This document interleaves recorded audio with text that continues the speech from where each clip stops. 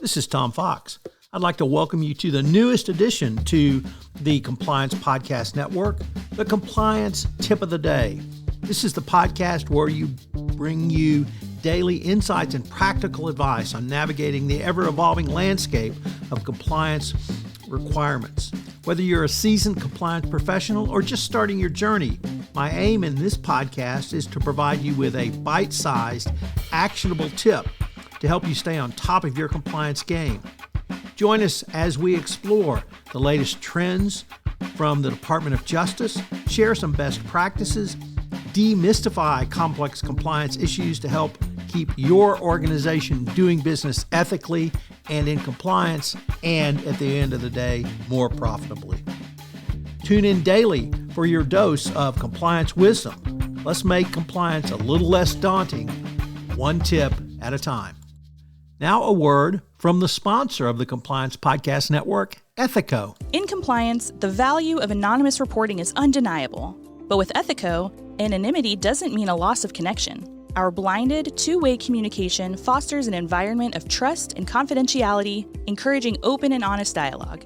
It's not just about receiving reports. It's about understanding the story behind each one, creating a culture of integrity and respect. Transform your approach to anonymous reporting with Ethico. Begin your journey at ethico.com/CPN, where you can book a demo, access an exclusive white paper by Tom Fox titled The ROI of Compliance, and utilize our free ROI calculator.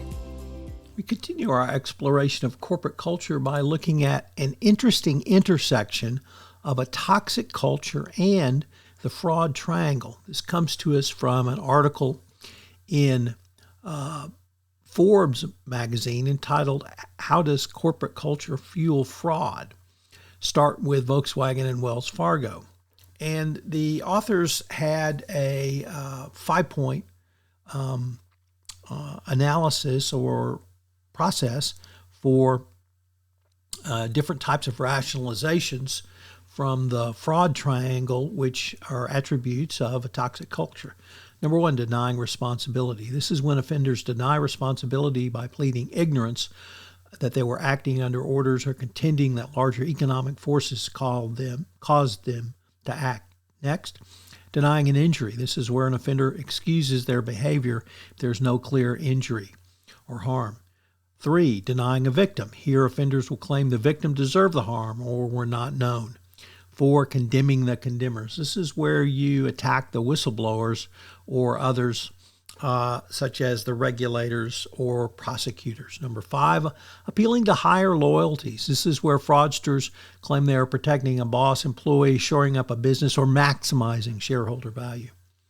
Next up, ledger metaphor. This is where employees claim a behavioral balance sheet that they can balance out negative actions with positive accomplishments. And finally, claiming entitlement. This is where employees will assert that they deserve the fruits of their illegal or toxic behavior.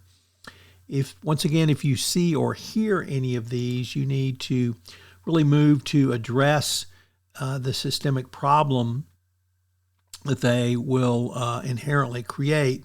And you also need to make sure that there are no really unrealistic goals. So you as the compliance professional perhaps cannot eliminate bad behavior, but you can give these points give you greater insight into how to motivate employees and, more importantly, how not to motivate employees. Of course, the key is training your middle managers to not simply spot such behavior, but not to engage in such behavior themselves or model such behavior.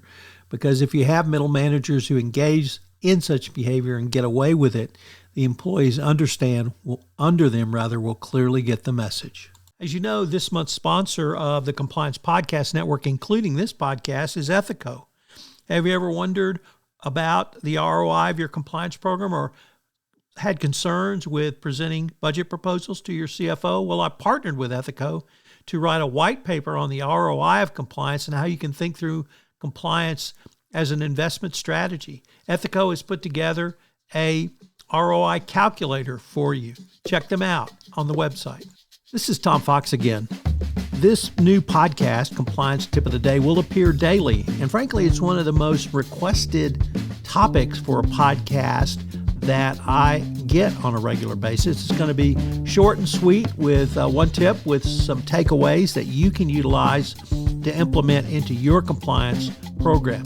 If you've got a question that you would like a tip on, please submit them through our website, and we will use them in an upcoming episode. The compliance tip of the day is a production of the award-winning Compliance Podcast Network.